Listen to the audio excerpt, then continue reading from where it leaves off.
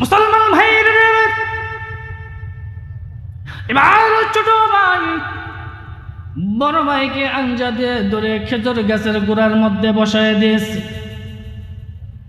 বড় ভাইয়ের হাত পড়ে গেছে, শুধুমাত্র একটু চামড়া লেগে আছে। বড় ভাই দেখতে বলে, কে রে হাত, তুই যদি একেবারে পড়ে যাইতি, এক কুবে একেবারে পড়ে যাইতি, তাইলেও তোর একটা কাজ হইতো। হ্যাঁ, এক কুবে পড়ে যাইতি গে, তাইলেও তো একটা কাজ হইতো। আবার চামড়া লাইগে আসস, তোর জন্য আমি তরবারি ধরতে পারি না, দৌড় দিতে পারি না, হাঁটতে পারি না। তবে এই যে দেখ, তোর সঙ্গে আমি কি রূপ ব্যবহার করি, কোন ধরনের ব্যবহার করি। মুসলমান ভাইরা, এবার ছোট্ট মানুষ বদরের মাটির মধ্যে দাঁড়াই, ডাইন হাত দেয় এইভাবে, বাম হাতের কবজাদার বাবা এইভাবে ধরছে, বদরের মাটির মধ্যে শোয়াইছে। ডাইন পাও তৈলা কবজার মধ্যে এইভাবে একটা পাড়া মারছে, এমন জোরে টান মারছে রে, হাত ছিন্ন হয়ে গলা কাটা মুরগির মতো বদরের মাটির মধ্যে ছটফট করতেছে। হাতের দিকে তাকাইয়া ডাক দে বলে, হাত রে, কাল কিয়ামতের ময়দানে আল্লাহ রাব্বুল আলামিন তোর জবান খুলে দিবে। কি রে হাত, হাসরের ময়দানে তুই সাক্ষী দিবি, সাক্ষী দিবি নবীর জন্যই তোকে আমি কুরবানি দিয়ে দিলাম। ছোট ভাই ডাকতে বলে, ভাই রে, হাত পড়ে গেছে, তোমার খুব কষ্ট হইতেছে, তোমার কি কিছু খাইতে মনে চায়নি? একটু ঠান্ডা পানি, না হয় একটু শরবত, না হয় কোনো ফল ফ্রুট কিছু খাইতে মনে চায়নি? বড় ভাই ডাকতে বলে, না না, আমার মন যেটা চায় সেটা তুই দিতে পারবি না। কেন পারবো না? তুমি একবার বলেই দেখো, একবার বলেই দেখ, আমি তোমার ভাই লাগে, আমি যেমনে পারি আমি তেমনে ম্যানেজ করো। পারবি? পারবি রে? দিনের নবীকে এক নজর দেখাইতে পারবি নি? মুসলমান ভাইরা, দিনের নবী রাহমাতাল লিল আলামিন নবীজি ডাক দিয়ে বলেন, কি হয়েছে তোমাদের, তোমরা কি জন্য এমন করে কান্না করো? বড় ভাই ডাক দিয়ে বলে, নবী গো, আজ থেকে 1 বছর আগে আপনি মক্কা নগর থেকে আপনি মদিনায় চলে আসছেন। কি গো নবীজি, সেই দিন আমরা 2 ভাই আপনার চতুর্দিকে ঘোরাঘুরি করতেছিলাম। আমরা জিজ্ঞেস করেছিলাম, নবী গো, মক্কা নগরের সবচাইতে চির দুশমনকে? আপনি বলেছিলেন মক্কা নগরের সবচাইতে চির দুশমন হলো বেঈমান আবু জেহেল। দিনের নবী বলেন, রে মুফিস, যাও যাও,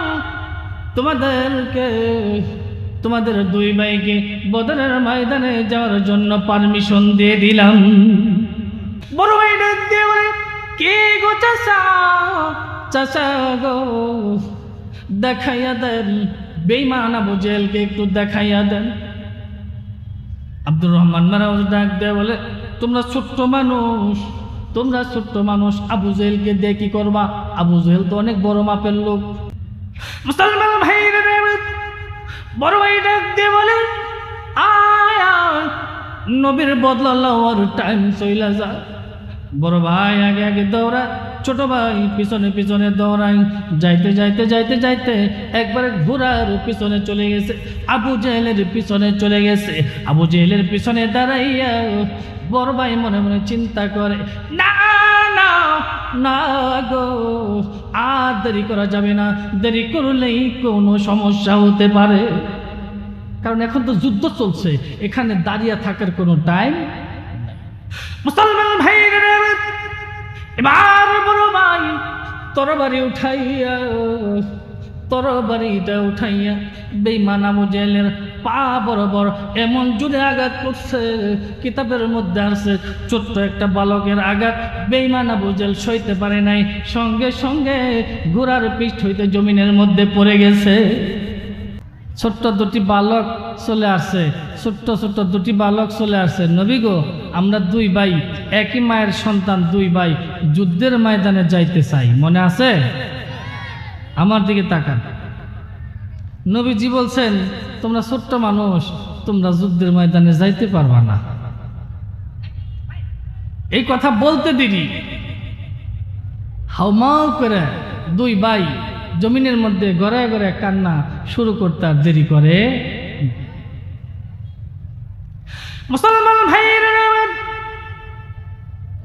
দ্বীনের নবী রাহমাতাল লিল আলামিন নবীজি ডাক দিয়ে বলেন, কি হয়েছে তোমাদের, তোমরা কি জন্য এমন করে কান্না করো? বড় ভাই ডাক দিয়ে বলে, নবী গো আজ থেকে 1 বছর আগে আপনি মক্কা নগর থেকে আপনি মদিনায় চলে আসছেন। কি গো নবীজি, সেই দিন আমরা দুই ভাই আপনার চতুর্দিকে ঘোরাঘুরি করতেছিলাম। আমরা জিজ্ঞেস করেছিলাম, নবী গো মক্কা নগরের সবচাইতে চির দুশমনকে? আপনি বলেছিলেন মক্কা নগরের সবচাইতে চির দুশমন হলো বেঈমান আবু জেহেল। কি গো নবীজি, সেই দিন আমরা দুই ভাই, একই মায়ের সন্তান, দুই ভাই একজনের হাতে হাত দিয়া এইভাবে ওয়াদা করেছি, নবী গো যতদিন পর্যন্ত ওই বেঈমান আবু জেহেলকে না পিটাবো ততদিন পর্যন্ত আমরা ঠিক মতো খাবার খাবো না। নবী গো অনুমতি দেন, বদরে যাব, আবু জেহেলকে ধরে ধরে পিটাবো। মুসলমান ভাইরা, দ্বীনের নবী বলেন, রে মুসলমান, তোমরা দুই ভাইয়ের মধ্যে বড়জন মুআজ, বড়জনকে পারমিশন দিলাম, ছোট তোমাকে পারমিশন দেওয়া হলো না। এখন বড় ভাই খুশি, ছোট ভাই বেজার। ছোট ভাই কি বেজার? ছোট ভাই কান্না শুরু করছে। দ্বীনের নবী বলেন, রে ছোট, কি হয়েছে তোমার? কি জন্যে তুমি এমন করে কান্না শুরু করছো? ছোট ভাই ডাক দিয়ে বলে, নবী গো বাড়ির থেকে আসলাম যুদ্ধের ময়দানে যাওয়ার জন্য, একই মায়ের সন্তান। আমার বড় ভাইকে পারমিশন দিলেন, আমাকে পারমিশন দিলেন না। নবী গো বেয়াদবি মাফ করবেন, আমি কি একটু জানতে পারি কি জন্য আমার বড় ভাইকে দিলেন, আমাকে দিলেন না?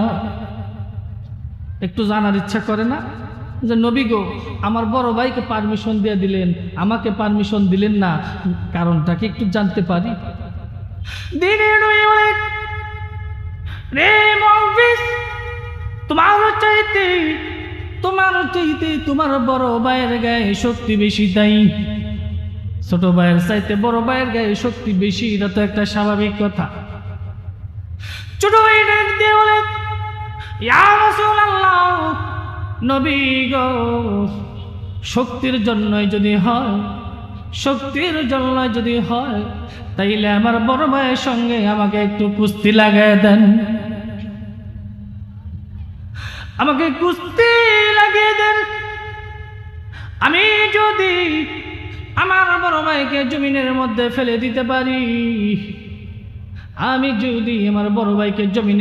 ফেলে দিতে পারি, তাইলে কি বদরের ময়দানে যাইতে পারবো নি?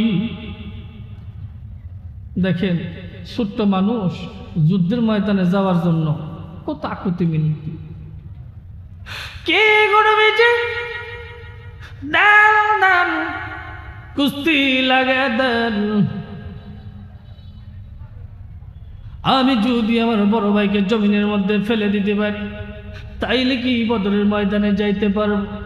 দ্বীনের নবী ডাক দেয়া বলে, লাগো তো দেখি, একটু টেস্ট করি তোমার গায়ে কেমন শক্তি। কুস্তি শুরু হয়ে যাবে। কুস্তি শুরু হওয়ার আগে ছোট ভাই বড় ভাইকে চোখের ইশারায় বুঝাই দিয়েছে। চোখ দিয়ে কথা বলা যায় না? কি বুঝাইছে বাইরে একই মায়ের সন্তান, বাড়ির থেকে আসলাম যুদ্ধের ময়দানে যাওয়ার জন্য। তবে রে ভাই, তোর তো পারমিশন হয়ে গেছে, এটা তো আর কোনোদিন ক্যান্সেল হবে না। এটা কোনোদিন ক্যান্সেল হবে না, কারণ নবী যেটা বলে সেটা করে, নবী যেটা বলে সেটা করে। তোর তো পারমিশন হয়ে গেছে, এটা তো আর কোনোদিন ক্যান্সেল হবে না। কে রে ভাই, তুইও জানোস আমি তোর সঙ্গে আমি পারি না, আমিও জানি তোর সঙ্গে আমি পারি না রে ভাই। তবে রে ভাই, জীবনে একবার দিনের নবীর সামনে আমার কাছে একটু হার মানবি, ধাক্কা মারার সঙ্গে সঙ্গে তুই জমিনের মধ্যে পড়ে যাবি। বড় ভাই ছোট ভাইয়ের চোখের ইশারা বুঝা ফেলাইছে। দিনের নবী বলে, কুস্তি শুরু করে দাও। কুস্তি শুরু হয়ে গেল। এক পর্যায়ে ছোট ভাই বড় ভাইকে একটা ধাক্কা মারছে। ধাক্কা মারার সঙ্গে সঙ্গে বড় ভাই জমিনের মধ্যে পড়ে গেছে। ছোট ভাই একটা লাফ দিয়া বড় ভাইয়ের বুকের মধ্যে চাপ দিয়া বসছে। নবীজির চেহারা মুবারকের দিকে তাকাইয়া ডাক দেয়, বলে, নবী গো, দেখলেন কত তাড়াতাড়ি আমার বড় ভাইকে জমিনের মধ্যে ফেলে দিলাম। দিনের নবী বলে,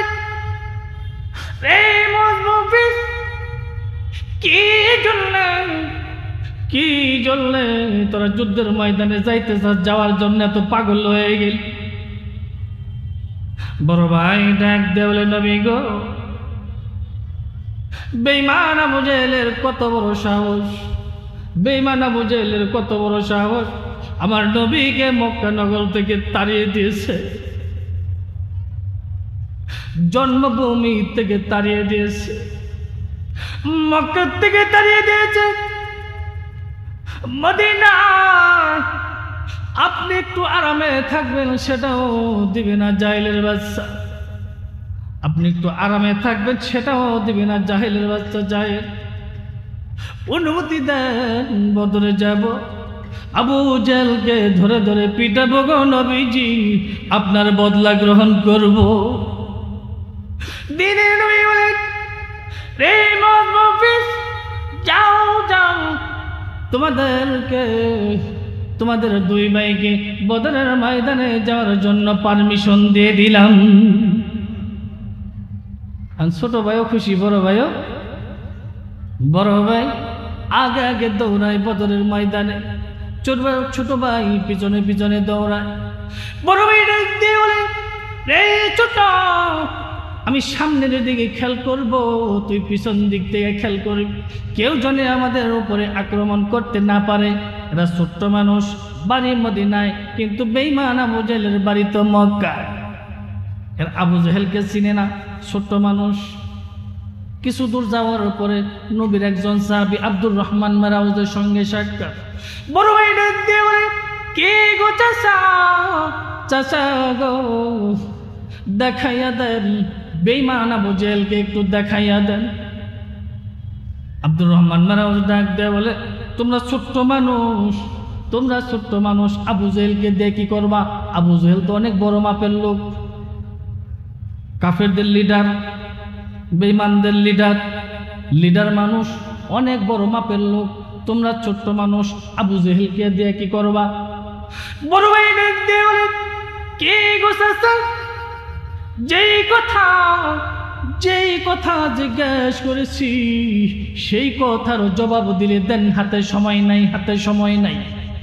কথার স্পিরিট, যেই কথা জিজ্ঞেস করেছি সেই কথার জবাব দিলে দেন, হাতে সময় নাই। আব্দুর রহমান মারাউজ ডাক দেয়, বলে, ওই যে দেখা যায় লম্বা ঘোড়ার পৃষ্ঠে বসে আছে, লিডার মানুষ, দামি ঘোড়া, লম্বা ঘোড়ার পৃষ্ঠে বসে আছে, এইটাই বেঈমান আবু জেহেল। মুসলমান ভাইরা, বড় ভাই ডাক দিয়ে বলে, আয় নবীর বদলা লওয়ার টাইম চইলা যায়। বড় ভাই আগে আগে দৌড়ায়, ছোট ভাই পিছনে পিছনে দৌড়ায়। যাইতে একবারে ঘোড়ার পিছনে চলে গেছে, আবু জেহেলের পিছনে চলে গেছে। আবু জেহেলের পিছনে দাঁড়াইয়া বড় ভাই মনে মনে চিন্তা করে, না না গো, আর দেরি করা যাবে না, দেরি করলেই কোনো সমস্যা হতে পারে। কারণ এখন তো যুদ্ধ চলছে, এখানে দাঁড়িয়ে থাকার কোনো টাইম। মুসলমান ভাইরা, এবার বড় ভাই তরবারিটা উঠাইয়া বেঈমান আবু জেহেলের পা বরাবর এমন জোরে আঘাত করছে, কিতাবের মধ্যে আছে ছোট্ট একটা বালকের আঘাত বেঈমান আবু জেহেল সইতে পারে নাই, সঙ্গে সঙ্গে ঘোড়ার পিঠ হইতে জমিনের মধ্যে পড়ে গেছে, সঙ্গে সঙ্গে জমিনের মধ্যে পড়ে গেছে। পড়ার সাথে সাথেই পাশেই ছিল নবীর আরেকজন সাহাবী আব্দুল্লাহ ইবনে মাসউদ। এই আব্দুল্লাহ ইবনে মাসউদ সাথে সাথেই বেঈমান আবু জেহেলের বুকের মধ্যে চাপ দিয়ে বসছে, বৈশা ডাক দিয়ে বলে, বেঈমানের বাচ্চা বেঈমান, এবার কালেমা পড়লে পর, নাইলে এখনই তোকে দুনিয়ার থেকে। আবু জেহেল নিচে শুয়ে কয়, আব্দুল্লাহর ছেলে মোহাম্মদ তোদেরকে জাদু করছে, আমি আবু জেহেলকে জাদু করতে পারে নাই। নাউজুবিল্লাহ বলেন। আবু জেহেলের উপরে চাপ দিয়ে যখন বৈশাই পড়ছে, একটু বৈশা থাক, কি বলেন, একটু বৈশা থাক, আবু জেহেলের একটু কষ্ট হোক, কি বলেন। দেখি এই দিকে দুইটা ভাইয়ের অবস্থা কি হলো, শুনতে রাজি আছেন না চলে যাবেন? আবু জেহেল যে ঘোড়ার পিঠ হইতে পড়ে গেল, একটু দূর থেকেই আবু জেহেলের আপন সন্তান দেখতে পাইছে, ছোট্ট একটি বালক আমার বাবাকে দুনিয়ার থেকে বিদায় করে দিছে। বাবাকে যখন বিদায় করে দিছে, এটা তো আর সহ্য করতে পারে নাই, এই বড় ভাইকে টার্গেট করে দূর থেকেই তরবারিটা নিক্ষেপ করেছে। এই তরবারি আস্তে আস্তে আইসা বড় ভাইয়ের বাম হাতের মধ্যে এই জায়গার মধ্যে লেগে গেছে, হাত টুকরা হয়ে গেছে, শুধুমাত্র একটু চামড়া লেগে আছে। কি লাগে আছে? চামড়া লেগে আছে, হাড্ডি টুকরা হয়ে গেছে, হাড় টুকরা হয়ে গেছে। মুসলমান ভাইরা, এবার ছোট ভাই বড় ভাইকে আঞ্জা দিয়ে ধরে খেজুর গাছের গোড়ার মধ্যে বসায় দিয়েছে। বড় ভাইয়ের হাত পড়ে গেছে, শুধুমাত্র একটু চামড়া লেগে আছে। বড় ভাই দেখতে বলে, কে রে হাত, তুই যদি একেবারে পড়ে যাইতি, এক কুবে একেবারে পড়ে যাইতি, তাইলেও তার একটা কাজ হইতো। হ্যাঁ, এক কুবে পড়ে যাইতি গে, তাইলেও তার একটা কাজ হইতো। আবার চামড়া লাইগে আসস, তোর জন্য আমি তরবারি ধরতে পারি না, দৌড় দিতে পারি না, হাঁটতে পারি না। তবে এই যে দেখ, তোর সঙ্গে আমি কি রূপ ব্যবহার করি, কোন ধরনের ব্যবহার করি। মুসলমান ভাইরা, এবার ছোট্ট মানুষ বদরের মাটির মধ্যে দাঁড়াই, ডাইন হাত দিয়ে এইভাবে বাম হাতের কবজাদার বাবা এইভাবে ধরছে, বদরের মাটির মধ্যে শুয়াইছে, ডাইন পাও তৈলা কবজার মধ্যে এইভাবে একটা পাড়া মারছে, এমন জোরে টান মারছে রে, হাত ছিন্ন হয়ে গলা কাটা মুরগির মতো বদরের মাটির মধ্যে ছটফট করতেছে। হাতের দিকে তাকাইয়া ডাক দে বলে, হাত রে, কাল কিয়ামতের ময়দানে আল্লাহ রাব্বুল আলামিন তোর জবান খুলে দিবে।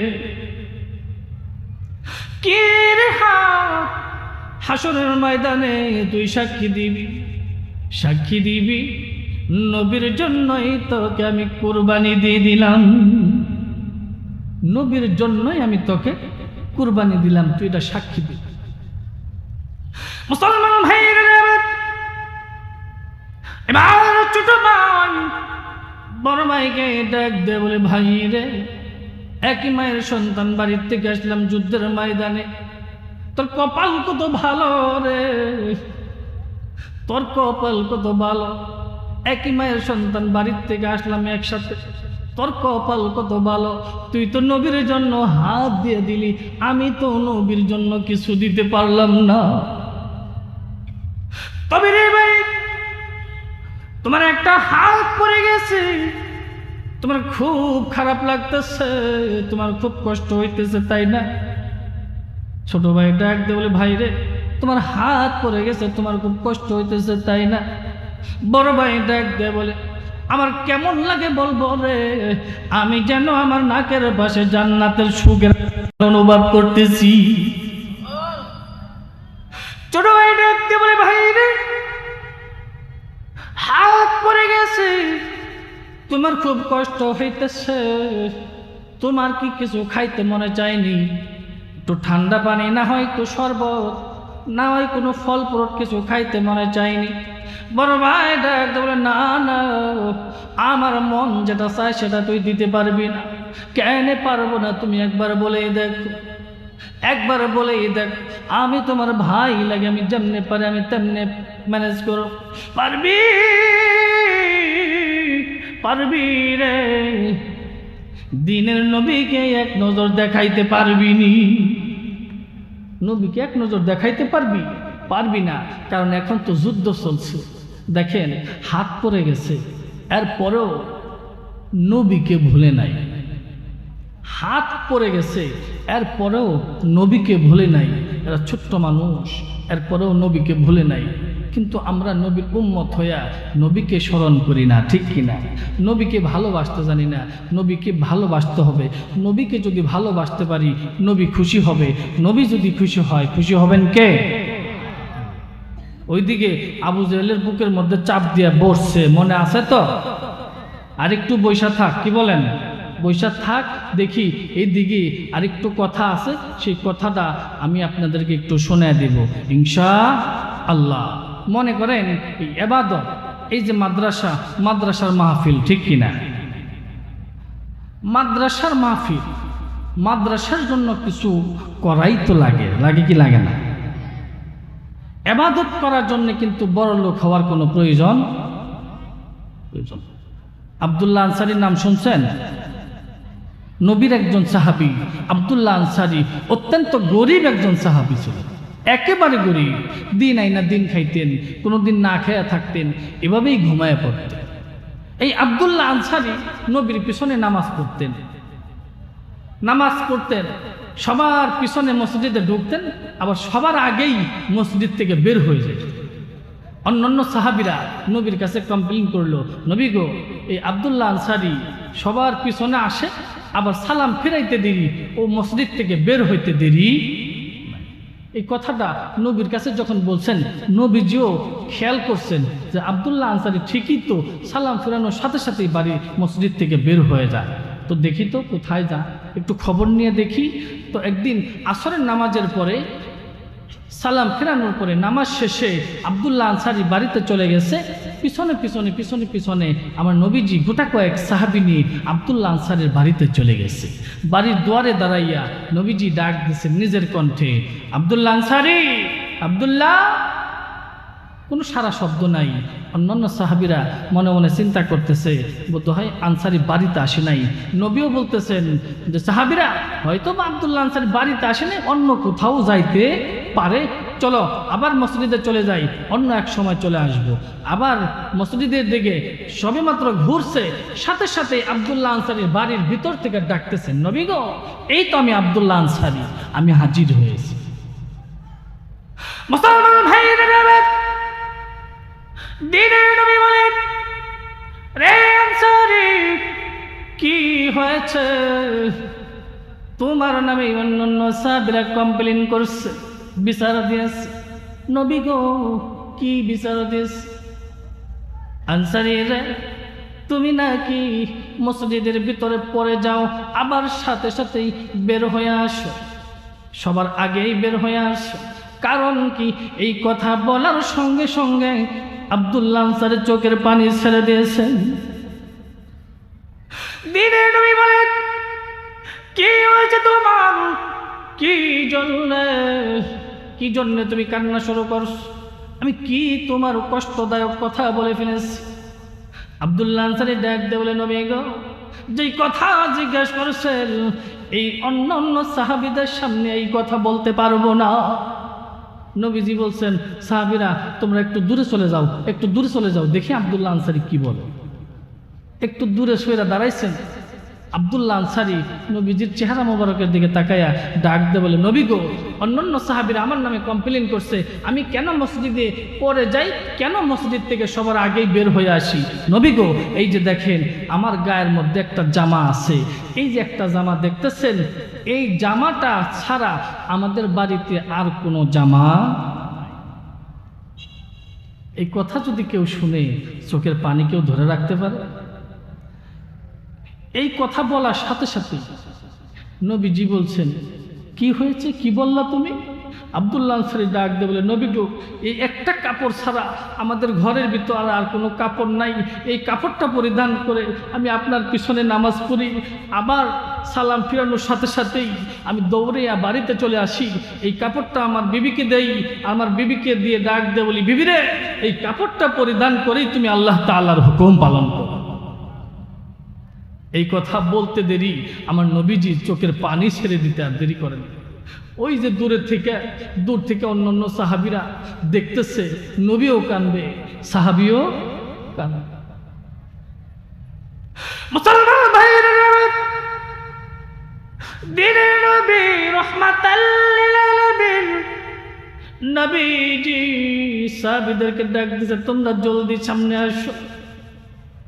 সঙ্গে সঙ্গে দৌড় দিয়ে সামনে চলে আসছে। দিনের নবী ডাক দেবে, তোমাদের মধ্যে এমন কেউ আসেনি আব্দুল্লাহ আনসারীর কিছু জামা কাপড়ের ব্যবস্থা করে দিতে পারবা? সেখানে ছিল হযরত উসমান গনি। হযরত উসমান গনি ডাক দিয়ে বলে, নবী গো, আপনি যদি অনুমতি দেন, আপনি যদি একটু সুযোগ করে দেন, আব্দুল্লাহ আনসারীর জামা কাপড়ের ব্যবস্থা আমি করে দিব। সুবহান। জামা কাপড়ের ব্যবস্থা হয়ে গেল। এইবার নবীজি মসজিদের দিকে রওনা করবেন। হঠাৎ করে নবীজি আব্দুল্লাহ আনসারীর বাড়ির দিকে তাকায় দেখে দুইটা বাচ্চা খুঁটির সঙ্গে শক্ত করে বাইদা রাখে। দিনের নবী বলে, রে আনসারী, ওই যে তোমার বাড়িতে দুইটা বাচ্চা খুঁটির সঙ্গে বাইদা রাখছো, কারণ কি? এটা কার বাচ্চা, কার সন্তান তুমি এইভাবে বাইদা রাখছো?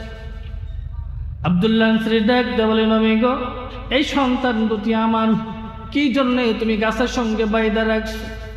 আব্দুল্লাহ আনসারী বলে, ইয়া রাসূলুল্লাহ, নবী গো, এই যে দেখেন আমার বাড়ির সঙ্গে আমার বাড়ির সঙ্গে একটা ইহুদির বাড়ি। ইহুদি অনেক ধনী লোক, অনেক পয়সা কড়ির মালিক, কিন্তু আমি আব্দুল্লাহ আনসারীর অবস্থা তো খুব খারাপ।